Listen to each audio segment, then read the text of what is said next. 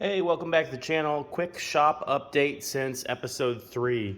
This will just be a short video, not a full episode, but spent some time cleaning the shop up, which it desperately needed.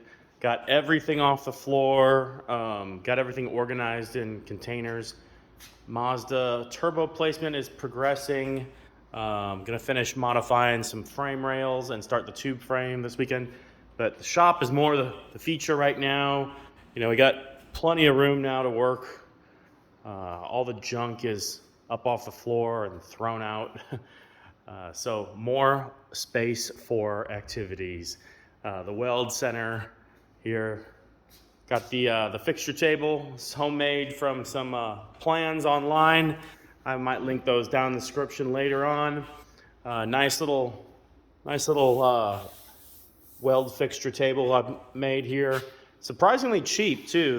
The ones that you see online, they're, for this size, about $4,000 and up. This was, I'll tell you, it was a fraction of that. Got the old Miller dial arc set up over here for TIG, cords protected, and got my TIG torch, and then got the MIG here, the Miller MIG, some spare tanks, and all my plugs. The rest of this is just Mazda parts. So many Mazda parts from one car. I can't believe that all this came out of one MX5. A lot of it's going to go back in, but some of it's going to just get either thrown out or sold. Fenders, bumpers will get reused. Headlights, things like that. Shocks, factory shocks won't get reused.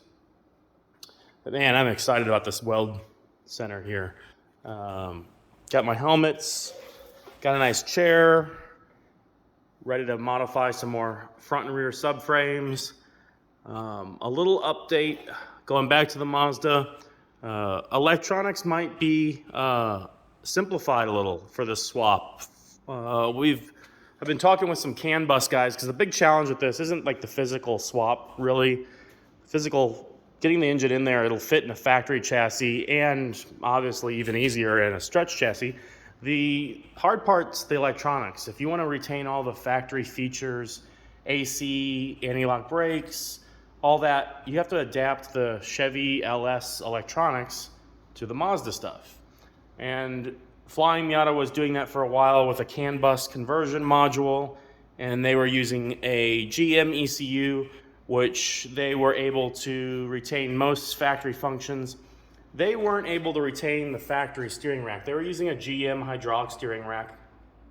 But with this frame stretch, I'll be retaining the factory Mazda electronic steering rack, which I think will eliminate a lot of CAN bus electrical problems and having to convert. So we're working on a conversion for the Holly Terminator to the Mazda, and also still retain factory functions like ABS, just like before, but no GM ECU, Holly Terminator instead. It's a better unit for aftermarket tuning, power adders, turbo, superchargers, nitrous, in this case, turbos. So we'll see how that goes. Look for a whole episode on just electronics in the future, about the CAN bus, the conversion, the Holly, some of the sensors and things. A little bit of progress on the engine setup. Got steam port kit on, fitting some sensors. Got to change some sensors out that are interfering, and this oil pressure sensor is the wrong one for the Holly. Gonna switch that. Got the ultra low ram intake. You can see this guy barely sticks up above the fuel rails, which is going to be useful in this application quite a bit, and any other LS swaps that you're looking at. So getting this all put together, we have the fuel injector clinic 1200 cc or 120 pound an hour high resistance, high impedance injectors that are going to be going in here, and this should be a fun little setup. Most of this LS4 drive, this is the tightest pulley system that ever came on the LS. This isn't even seated all the way, this main crank pulley. It will be later, but all the other accessories for an LS4 are kind of strange. Water pump hangs off to the side, and we're not going to be using some of those LS4 accessories.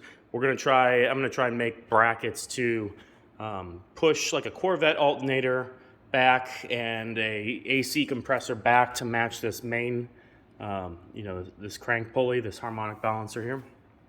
And then probably running an electric water pump that just for a packaging standpoint, we can run it off to the side and keep that belt drive nice and tight against the motor, making even more room for turbo plumbing and other things.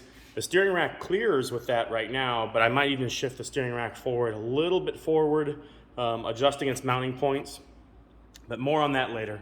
Just that quick update between episodes. So maybe I'll label this episode 3.5. We'll go from there. Thanks, subscribe and like the video if you enjoyed it.